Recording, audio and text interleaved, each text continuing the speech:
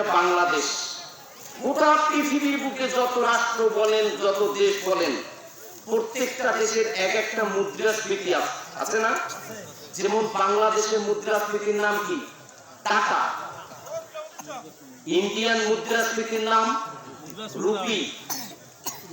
American মুদ্রাস্ফীতির নাম dollar.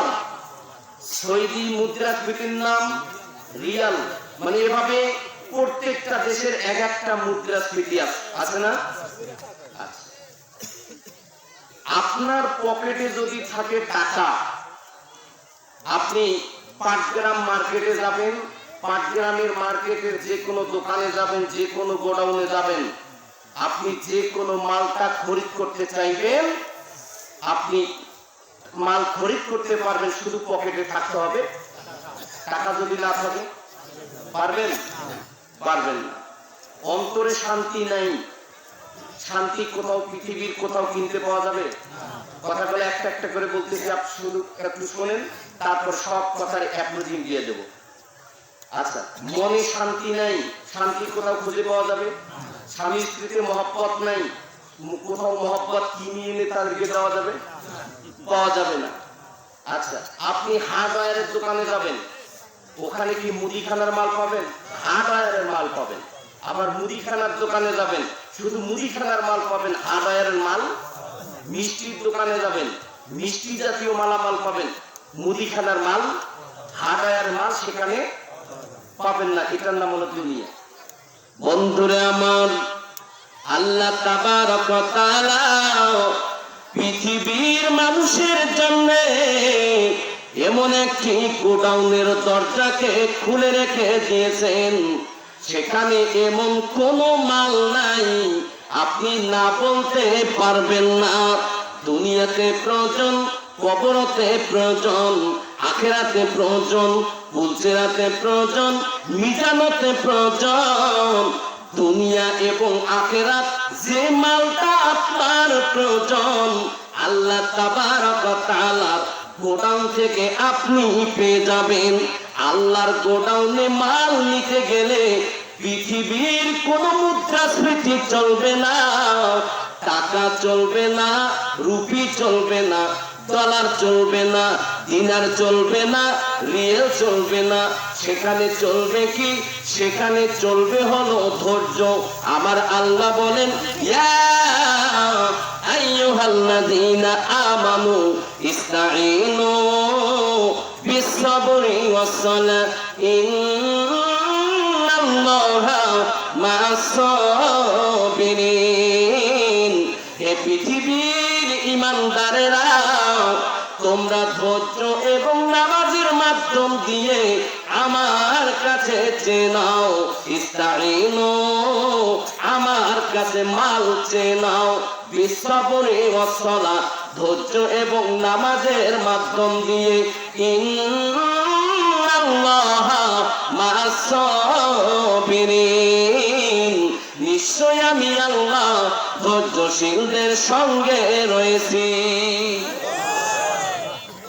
এবার বুঝা গেল ধৈর্যের কত মূল্য। এই ধৈর্যের মাধ্যম দিয়ে আল্লাহর কাছ থেকে ফল পাওয়া যায়, এটা কোরআনে বলছেন ভাই। আর আজকে সেই ধৈর্য আমাদের কাছ থেকে বিদায় নিয়ে চলে গেছে। আজকে ইহুদি খ্রিস্টান যত ধৈর্যশীল, আজকে মুসলিম আমরা অত ধৈর্যশীল নই, ঠিক না? ধৈর্যশীল হতে হবে ভাই। আপনি কি চাইবেন, কি দরকার? আপনার ক্ষমতা দরকার, টাকা দরকার, বাড়ি গাড়ি দরকার, আরে ধৈর্যের মাধ্যম দিয়ে চান আল্লাহর কাছে। এখানে দুইখানা কথা বলবো, তিনটা প্রশ্ন করব, আপনারা একটু মন দিয়ে জবাব দিবেন। এতক্ষণ থেকে স্টেজ গরম করছি, এখন ঠান্ডা করতে হবে, তাই না? এই জন্য আমি ঠান্ডা করতেছি। দুইজন বক্তা স্টেজ গরম করে ফেলছে, আমিও যদি গরম করি তা আমি লেগে দেবো। এই জন্য ভাই আমি ঠান্ডা করতেছি। প্রশ্ন করবো, প্রশ্নগুলো মন দিয়ে শুনবেন, তাহলে উত্তর দিতে পারবেন। আচ্ছা, আপনাদের এলাকায় আমরা যদি, এটা বাংলাদেশ কৃষি প্রধান দেশ, আমরা কৃষক, আমিও একজন কৃষকের বাচ্চা, কৃষকের সন্তান।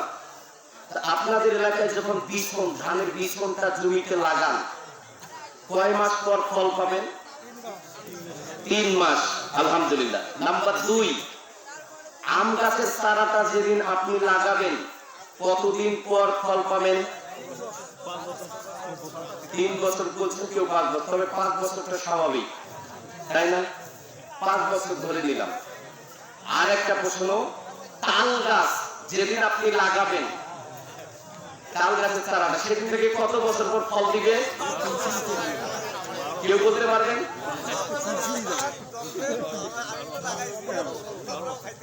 শোনেন, এটা ভুল বলছেন। তাল গাছ যেদিন আপনি লাগাবেন 12 বছর পর আপনাকে ফল দেওয়া শুরু করবে। সুবহানাল্লাহ। বন্ধুরে আমার, আপনি যেদিন ধানের বিছনটা জমিতে লাগাবেন 3 মাস পর ফল পাবেন। তার মানে এখানে ধৈর্যের লংজিভিটি কম। এখানে অল্প সময় শ্রম দিয়ে অল্প ধৈর্য ধারণ করেছেন, এজন্য আপনি সেখানে একবার ফল পাবেন, দ্বিতীয়বার আর সেখান থেকে ফল উত্তোলন করতে পারবেন না। নাম্বার 2, ওই যে আম গাছের চারাটা আপনি যেদিন লাগাবেন সেদিন থেকে তার পিছনে 5 বছর পর্যন্ত শ্রম দিচ্ছেন, ধৈর্য ধারণ করে করে তার পিছনে শ্রম দিয়ে চলছেন। এজন্য ওই ফল, ওই গাছটা আপনাকে ফল দেবে 1 বছর নয়, 2 বছর নয়, সুন্দরভাবে 75 বছর ধরে ফল দেবে। কারণ এখানে ধৈর্যের লংজিভিটি একটু বেশি, এজন্য একবার নয়, 2 বার নয়, 75 বছর ধরে আপনাকে ফল দিয়ে যাবে, কোনো অসুবিধা হবে না। নাম্বার 3, ওই যে তাল গাছের চারাটা আপনি যেদিন লাগাবেন সেদিন থেকে 12 বছর পর্যন্ত ধৈর্য ধারণ করে করে তার পিছনে আপনি শ্রম দিয়ে চলছেন। এজন্য ওই গাছটা ধৈর্যের লংজিভিটি বেশি হওয়ার কারণে ওই গাছটা আপনাকে 100 বছর নয়, 200 বছর নয়, 350 বছর ধরে আপনাকে ফল দিয়ে দেবে। তার মানে যত ধৈর্য ধারণ আপনি করতে পারবেন, যত বেশি আপনি ধৈর্য দিতে পারবেন, তত বেশি মাল আপনি পেয়ে যাবেন। তাই আমার আল্লাহ বলেন, ইয়া আইয়ুহাল্লাযীনা আমানু ইসতাঈনু বিস-সাবরি ওয়াস-সালাহ ইন্নাল্লাহা মা'আস-সাবিরিন। আমার আল্লাহ বলছেন, নিশ্চয় আমি আল্লাহ ধৈর্যশীলদের সঙ্গে রয়েছি।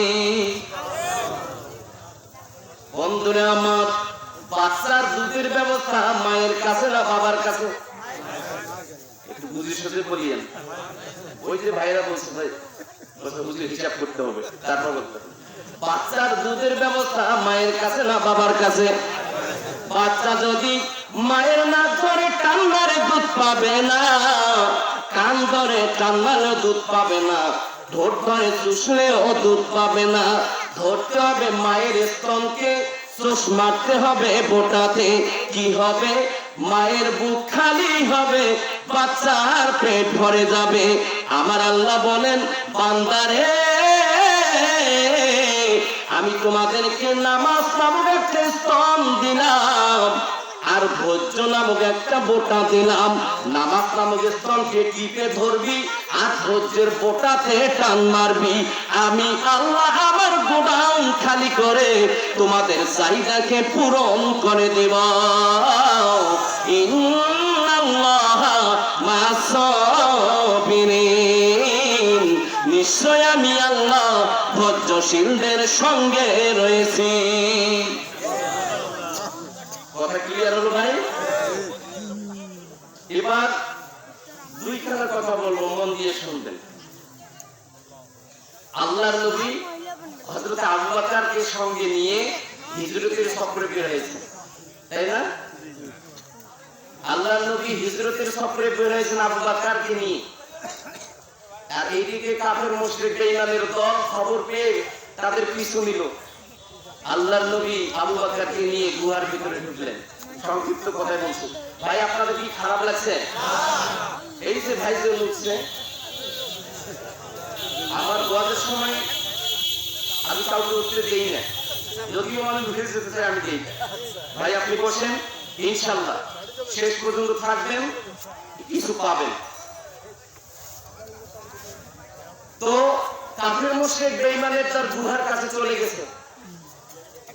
মুফাসসিরিন কেরাম লিখছেন যে একবার যদি নিচের দিকে কাফেররা তাকায় তা আবু বকরকে দেখতে পায়, দেখতে পেয়ে যাবে। আবু বকর বিশ্ব নবীকে বলছেন, ইয়া রাসূলুল্লাহ আমরা শেষ, কেন? আমরা ধরা পড়ে যাব, আমাদের একবার নিচের দিকে তাকালে আমাদেরকে ধরে ফেলবে। বন্ধুরে আমার, বিশ্ব নবী আবু বকরকে বললেন, আবু বকর রে, তুমি কোনো চিন্তা করো না, লা তাহজান ইন্নাল্লাহা মানা। হে আবু বকর, আমরা দুজন নই, আল্লাহ আমাদের সঙ্গে আছে। আমরা দুজন নই, আল্লাহ আমাদের সঙ্গে আছেন। কিসের ভয়? কোনো ভয় নেই। দুই নম্বর যে কথাটা, হযরতে মূসা আলাইহিস সালাম ফিরআউনের কবল থেকে মুক্তি পাওয়ার জন্য বনী ইসরাইল জাতিদেরকে নিয়ে মিশর ত্যাগ করে যাচ্ছেন, আর এদিকে খবর পেয়ে গেল ফিরআউন এবং তার দলবল, তাদের পিছু নিলেন। ঘটনা আছে না? লম্বা চওড়া ঘটনা, আমি শুধু পয়েন্ট গুলো বলে দিয়ে যাচ্ছি। আপনারা এখন তো শ্রোতারাও বক্তা, কারণ মোবাইলে এমন ওয়াজ, সারাদিন সারা রাত ওয়াজ শুনছে, মানে বক্তার চেয়ে বড় বক্তা ওরা, তাই না? আমি কোথায় পয়েন্ট নিয়েছি আপনারা অন্তত ধরে ফেলছেন। তো হযরতে মূসা আলাইহিস সালাম যখন তার দলবলকে নিয়ে চলে যাচ্ছেন, এদিকে ফিরআউন তার পিছনে নিচে তাদেরকে ধরতে, তাদেরকে মারবে।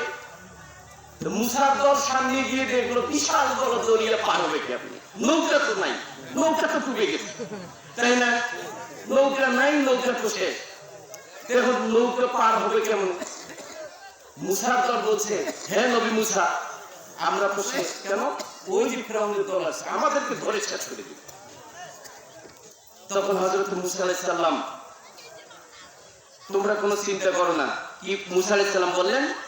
ইন্নাল্লাহা মানি। মানি শব্দটা ব্যবহার করলেন। এখানে উলামায়ে কেরাম আছেন, আল্লাহর নবী আমাদের নবী বলছিলেন মানা, এটা বহু বচন, আর মূসা আলাইহিস সালাম ব্যবহার করলেন মানি, নি শব্দটা হলো এক বচন। দেখেন মুফাসসিরিন কিরাম এখানে দুইটা শব্দ নিয়ে আসেন। কি বলছেন?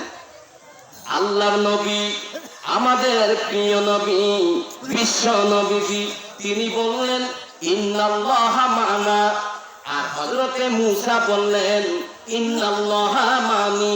মূসা বললেন, হে আমার সাথীরা, ইন্নাল্লাহা মানি, নিশ্চয় আল্লাহ আমার সঙ্গে রয়েছেন। আপনারা যদি আমার সঙ্গে থাকেন, তোমরা যদি আমার সঙ্গে থাকো, আমার ওসিলায় আল্লাহ তোমাদেরকেও রক্ষা করবেন। কিন্তু বিশ্ব নবী আবু বকরকে বলেছিলেন, আবু বকর রে, আল্লাহ আমাদের সঙ্গে আছেন। তার মানে বিশ্ব নবী নিজের একার দিকে দেখাননি, আমাদের সঙ্গে আছেন।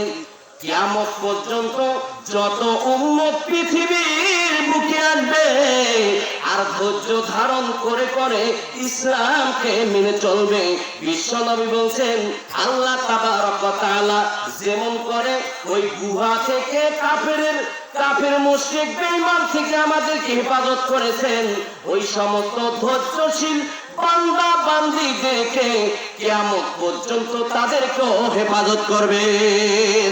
সুবহানাল্লাহ বলেন। যত বান্দা বান্দী কিয়ামত পর্যন্ত ধৈর্য ধারণ করে করে করে করে ইসলামকে নিয়ে চলবে, ইসলামকে রক্ষা করবে, ঈমান নিয়ে থাকবে, আল্লাহ তাদেরকেও বিপদ থেকে হেফাজত করবে। এই জন্য ধৈর্যের প্রয়োজন আছে না নাই?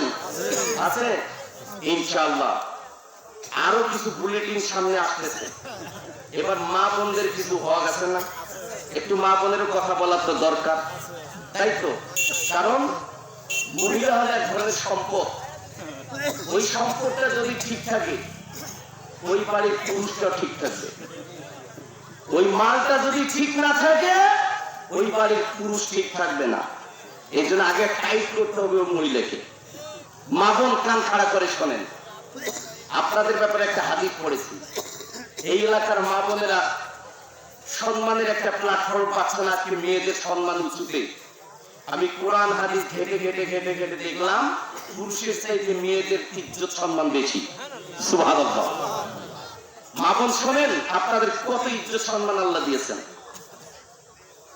وعن أنس رضي الله تعالى عنه قال قال رسول الله صلى الله عليه وسلم المرأة إذا صلت خمسها وصامت شهرها وأطاعت بالها وحصنت فرجها فلتدخل من أي أبواب الجنة।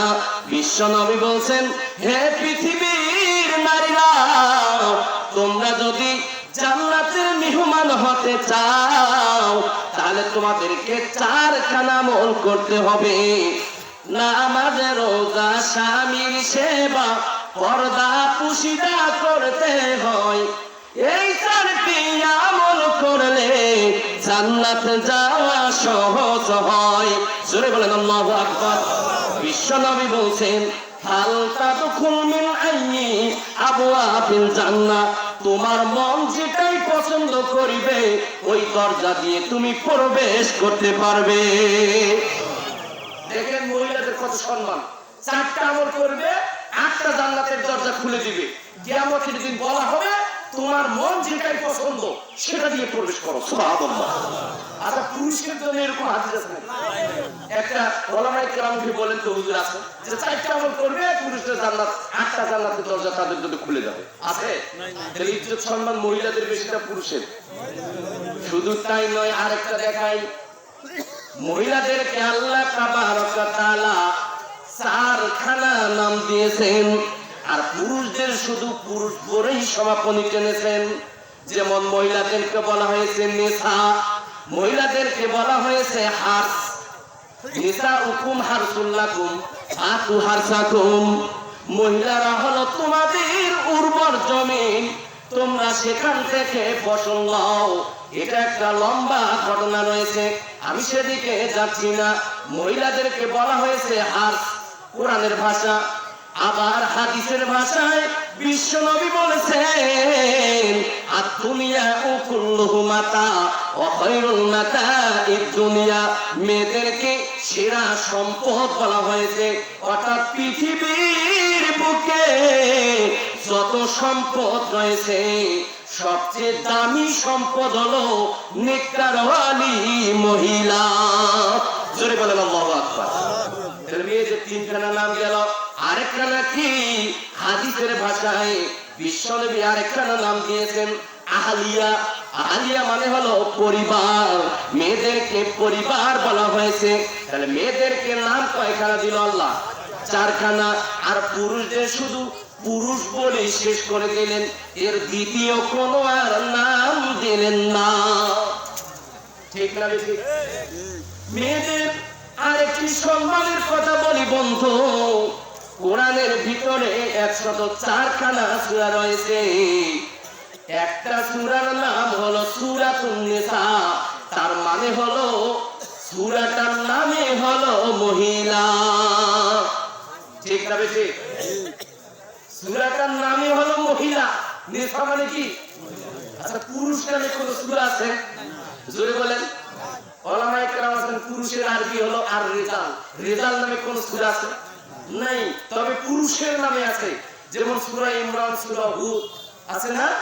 হ্যাঁ, মানে পুরুষের নামে আছে, কিন্তু পুরুষ নামে কোন সূরা নাই। কিন্তু মহিলার নামে একটা সূরা আল্লাহ দিলেন, সূরাতুন নিসা। চিৎকার করে বলুন সুবহানাল্লাহ। মানে এখান থেকে বোঝা যায় মহিলাদের ইজ্জত সম্মান পুরুষের চাইতেও বেশি। মা বোন, মা বোনদের কি আলোচনা করবো? ওদের ইজ্জত ওরা নিজেই শেষ করে দিয়েছে। ওদের দাম ওরা ইচ্ছা করে নিজের দাম নিজেই কমিয়ে দিয়েছে। জোরে বলেন ঠিক না বেশি? রাগ করো না বলছি আমি, শোনেন দিয়া মন, কেমন হতে মোদের ঘরে নারীর আগমন।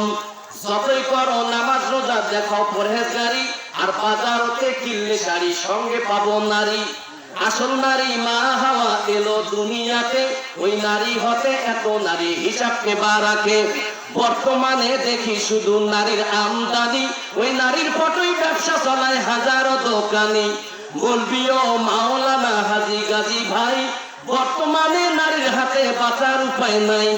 রেডিও, টেলিভিশন আর সিনেমা হলে দলে দলে যাচ্ছে পুরুষ নারী আছে বলে। গ্যাস লাইটার হাতে নিয়ে ঢুকতে যাবেন খাটি, সেটাই দেখো বাপ নাই তো আছে নারীর ছবি। বাজার থেকে চা বিস্কুট আনলেন সবাই কিনে, সেটাই দেখো বাপ নাই তো বিস্কুটেরও টিনে। আলকাতেরা টিনে দেখো নারীর ছবি আছে, বেশি দামে আলকাতেরা বিক্রি হবে বলে। তোমার বউকে যায় না দেখা যায় না রাস্তা ঘাটে, ওই বউকে দেখবে সবাই ভোটের তালিকাতে। মানে যেদিকে তাকাবেন শুধু নারী আর নারী। যদি কোনো মহিলা বাদ থাকে পর্দার কারণে, কিন্তু ভোটার তালিকা থেকে তার ছবি বাদ নাই। জোরে বলেন ঠিক না? মা বোন শোনেন, আপনাদের ইজ্জত সম্মান দিয়েছেন আল্লাহ, আল্লাহ দিয়েছেন। আরেকটা কথা বলছি, মা বোন শোনেন। আচ্ছা, এটা কোরআন নয়, হাদিস নয়, বুখারী নয়, মুসলিম নয়, আমার ব্রেন থেকে বলছি। মহিলাদের প্রথম অক্ষর কি? ম। বন্ধুরা আমার, মা বোনেরা কান খুলে শোনেন। ম দিয়ে মাওলানা, ম দিয়ে মুফতি, ম দিয়ে মাদ্রাসা, ম দিয়ে মসজিদ, ম দিয়ে মক্কাতুল মুকাররমা, ম দিয়ে মদিনা মানওয়ারা, ম দিয়ে মুহাম্মাদুর রাসূলুল্লাহ বলুন সাল্লাল্লাহু আলাইহি ওয়াসাল্লাম।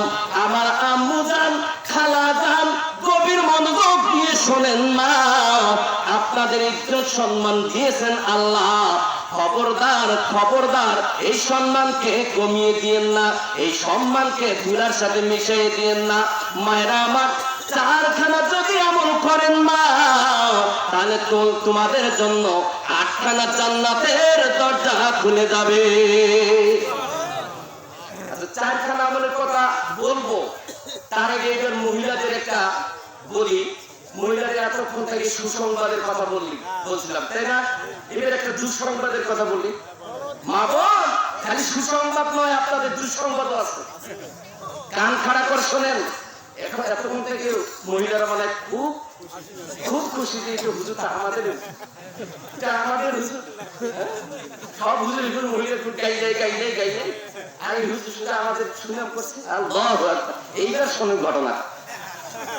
আল্লাহ নবী আপনাদের জন্য একটা দুঃসংবাদের বাণী দিয়ে গেছেন। আল্লাহ নবী মিরাজের সফরে ছিলেন। মিরাজ থেকে যখন ফিরে আসলেন, মহিলাদের উদ্দেশ্যে ভাষণ দিলেন। ভাষণটা ছিল কিরকম? বিশ্বনবীর ফটোকপিটা আপনাদের মাঝে দিচ্ছি। ইয়া মাশারান নিসা, ইয়া মাশারান নিসা, ইয়া মাশারান নিসা, তাসাদ্দাকনা তাসাদ্দাকনা তাসাদ্দাকনা। হে জগতের নারী সকল, তোমরা বেশি বেশি করে আল্লাহর রাস্তায় সদকা করো। তখন একজন মহিলা বলছেন, ওগো আল্লাহর নবী, আপনি আমাদেরকে কেন বেশি বেশি করে সদকা করতে বললেন? কারণটা কি? তখন বিশ্ব নবী বললেন, রে পৃথিবীর নারী সকল, তোমরা শুনে নাও। আমি মিরাজের সফরে ছিলাম, আল্লাহ আমাকে জান্নাত দেখালেন। যখন আমি জান্নাতের দিকে তাকালাম, ওই জান্নাতের ভিতরে বেশিরভাগ গরিব লোকদেরকে দেখতে পেলাম। জোরে বলুন না সুবহানাল্লাহ। যখন আমাকে জাহান্নাম দেখানো হলো, ওই জাহান্নামের ভিতরে বেশিরভাগ নারীদেরকে দেখতে পেলাম। মহিলাদেরকে জাহান্নামে বেশি দেখতে পেলাম। এই যুবক ভাই, আপনার কি প্রয়োজন আছে? প্রয়োজন সে তাড়াতাড়ি আসুন, একটা লোক যাবেন না। আর যদি বলেন যে পছন্দ হচ্ছে না, আলোচনা চেঞ্জ করেন, বিষয় চেঞ্জ করেন, তাহলে আবার নতুন বিষয় করবেন। আলহামদুলিল্লাহ। তো ভাই, আল্লাহ নবী বললেন যে বেশিরভাগ আমি জাহান্নামে দেখলাম নারীদেরকে। এই জন্য তোমরা বেশি বেশি করে আল্লাহর রাস্তায় সদকা করো আর জাহান্নাম থেকে বাঁচো।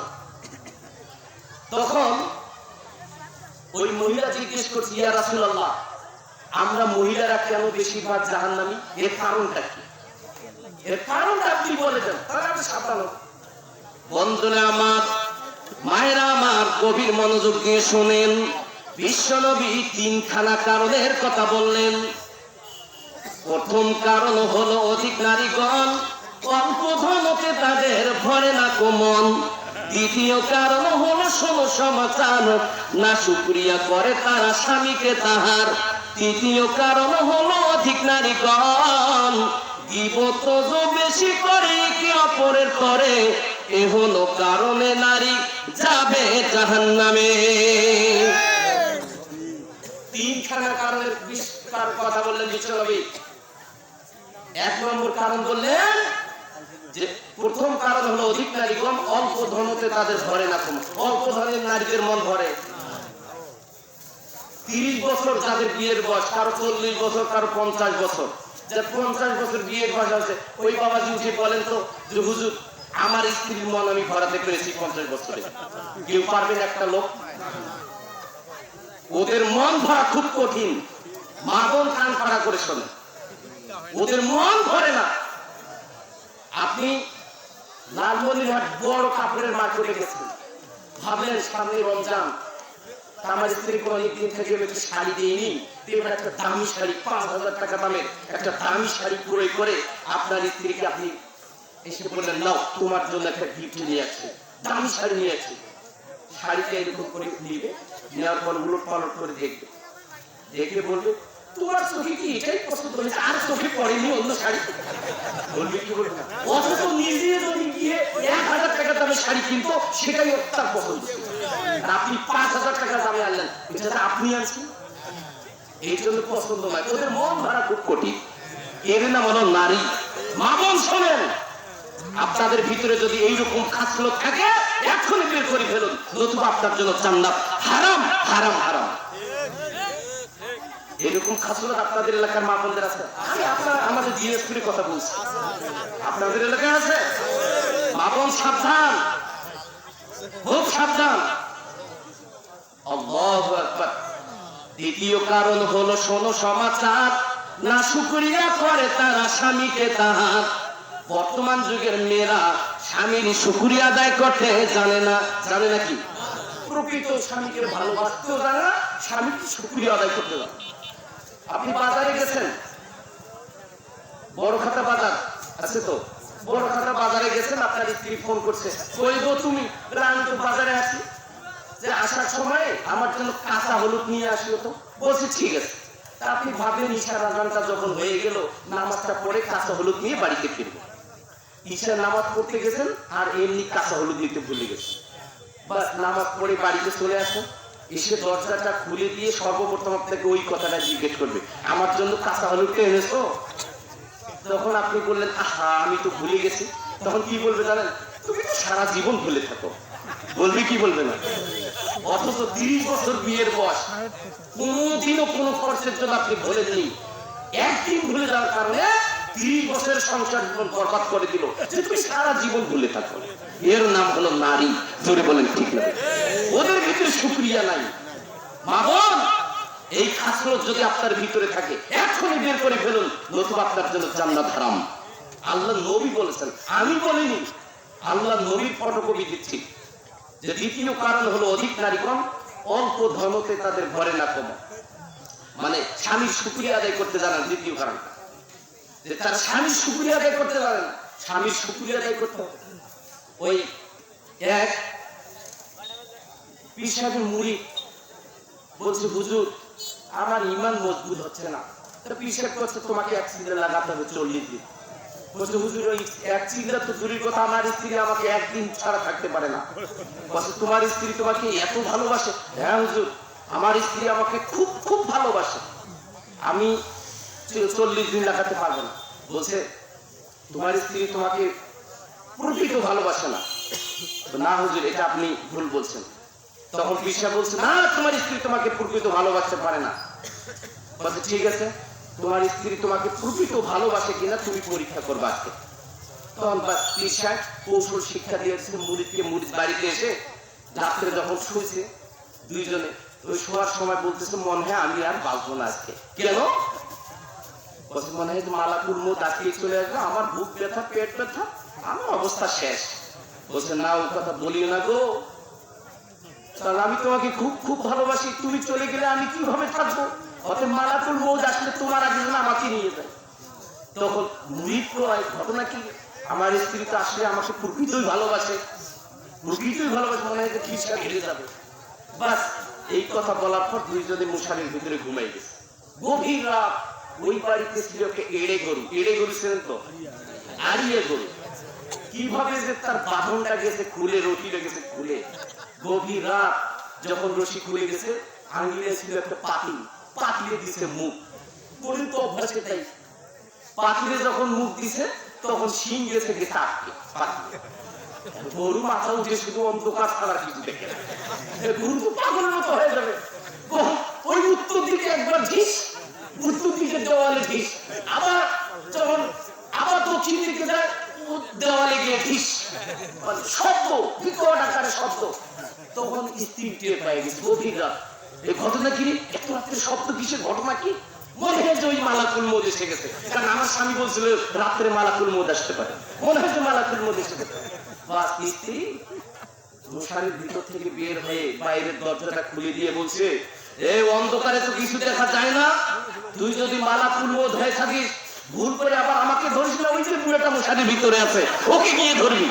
আর বুড়া মশারির ভিতর থেকে লাফ দিয়ে বের হয়ে যায়।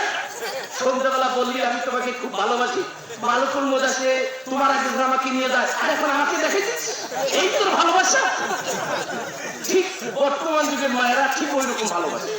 জোরে বলেন ঠিক না বেশি? মা বোন, স্বামীকে প্রকৃত ভালোবাসা দিতে হবে, স্বামীর শুকরিয়া আদায় করতে হবে, তাহলে আপনি জান্নাতি, নতুবা জান্নাত আপনার আশা নাই, জান্নাত পাবেন না। আল্লাহু আকবার। আজকে স্বামী স্ত্রীর মধ্যে মহব্বত নাই, আছে বেশিরভাগ পরিবারে, বেশিরভাগ সংসারে শুধু অশান্তি। এমন কোন পাড়া মহল্লা নাই, এমন কোন গ্রামগঞ্জ নাই যেখানে ডিভোর্সি ছেলে মেয়ে নাই। জোরে বলেন ঠিক না বেঠিক? কি জন্য? স্বামী স্ত্রীর মধ্যে মহব্বত না থাকার কারণে। আমেরিকান জরিপে আসে, যত পুরুষ মানুষ মারা যায় শতকরা ৭০ জন পুরুষ তার স্ত্রীর কারণে মারা যায়। স্ত্রীর টেনশনে ৭০ জন, আর স্বাভাবিক মৃত্যু হলো ৩০ জন। দেখেন জরিপটা কত কঠিন একটা জরিপ। এর জন্য মায়েরা স্বামীকে ভালোবাসা দিতে শিখুন, স্বামীকে প্রকৃত ভালোবাসা দিন, ইহকাল পরকাল আপনার জন্য মঙ্গল। জোরে বলেন ঠিক না বেঠিক? অথচ বিশ্বনবী এবং মায়েশার ভিতরে কত মহব্বত ছিল! আল্লাহু আকবার। কি মহব্বতটা ছিল! পৃথিবীর মুখে একটা দৃষ্টান্ত স্থাপন করেছেন। হযরতে বিশ্বনবী বলছেন, কি বলছেন জানেন? ঘটনাটা শুনুন। বিশ্বনবী আয়েশার ব্যাপারে বলছেন যে, গেলাসে আমি পানি পান করিতাম, পান করা হয়ে গেলে আয়েশাকে দিতাম, দেখিতাম আমিও গো দুই নয়নতে ওইখানে মুখ লাগাইয়া আয়েশা পান করিতেন। চিৎকার করে বলুন সুবহানাল্লাহ। গোশত খেয়ে হাঁটিগুলো ফেলিয়া দিতাম, চুষে চুষে খেত আয়েশা চোখেতে দেখিতাম। আল্লাহু আকবার বলেন। বিশ্বনবী বলছেন, আমি গ্লাসে পানি পান করার পর যখন গ্লাসটা রেখে দিতাম, আমি দেখতে পেতাম আয়েশা ওই জায়গাতে মুখ লাগাতো যেখানে আমি মুখ লাগিয়ে পানি পান করেছি। জোরে বলুন সুবহানাল্লাহ। শুধু তাই নয়, আমি গোশত খাওয়ার পর হাড্ডিগুলো দস্তরখানার উপরে রেখে দিতাম, আর আমি দেখতে পেতাম হযরতে আয়েশা, আমার স্ত্রী আয়েশা, ওই শুকনো হাড্ডিগুলো চুষে চুষে চিবিয়ে চিবিয়ে যেমন শুকনো কাঠের রস বের করা হয়, এমনি ভাবে আয়েশা চুষে চুষে চিবিয়ে চিবিয়ে শুকনো শুকনো হাড্ডির রস বের করে পান করতেন। জোরে বলুন সুবহানাল্লাহ। কি মহব্বতটা ছিল! আরে এখন যদি আপনার স্ত্রীকে গ্লাসটা ধরিয়ে দেন, আপনার জায়গায় মুখ লাগাবে? একজন বলেন যে আমার স্ত্রী লাগাবে। আল্লাহু আকবার। আপনার আউটলা হাড্ডি চুষবে? জোরে বলেন আল্লাহু আকবার। তাহলে মহব্বত কোথায়? বাড়িতে গিয়ে প্রমাণ করবেন আপনাকে প্রকৃত ভালোবাসে কিনা। আল্লাহ নবী কত মহব্বত ছিল, কত ভালোবাসা ছিল। ওই এক মাস্টার আর মাস্টারনি, মাস্টারের অনেক দিনের শখ যে অনেকদিন থেকে হাঁসের মাংস খাইনি, হাঁসের মাংস আমাকে খেতে হবে। তো বাজার থেকে মাস্টার হাঁস এনে জবাই করে দিয়ে স্কুলে চলে গেছে, আর বলে গেছে আমি টিফিনের সময় আসবো, তুমি মাংসটা খুব সুন্দর করে রান্না করবে। আমি টিফিনের সময় এসে খাবো, আবার স্কুলে চলে যাবো। বাস মাস্টার মতো খেলে সুন্দর করে রান্না করছে, ভাজা ভাজা, খুব ভাজা ভাজা রান্না করছে। মাস্টার টিফিনের সময় চলে আসছে, এই রেডি? কোথায় রেডি? তুমি আমারটা পড়ে নাও, আমি একটু তরকারিটা গরম করি। বাস গরম করছে, মাস্টার বসে গেছে, বাস দিয়ে দিছে সামনে। মাস্টার এক বাটি হাঁসের মাংস দিয়ে দিচ্ছে। মাস্টার একটার পর একটা খাচ্ছে, খেতে খেতে খুব টেস্ট। হাঁসের মাংস টেস্ট না ভাই? হ্যাঁ, আমাদের দিনাজপুরে পাওয়া যায় হাঁসের মাংস, ভাগীর হোটেল দিনাজপুর, বিশ্ববিখ্যাত। আল্লাহু আকবার। ঢাকা থেকেও চলে গেল এই হাঁসের মাংস খাওয়ার জন্য। তো এই হাঁসের মাংস খাচ্ছে, তো মাস্টার খেতে খেতে বলছে, কই গেলা? আমি তো আছি। বলছে, এই হাঁসের আরেকটা রান কোথায়? মেয়ে মহিলা চিন্তা করে, হায় আল্লাহ, আমি তো ওই মাংস কষার সময় একটা রান আমি খেয়ে ফেলছি, এখন একটা রান দিচ্ছি, মাস্টারকে আরেকটা রান চাচ্ছে, তাহলে এখান থেকে তো আমাকে বাঁচতে হবে।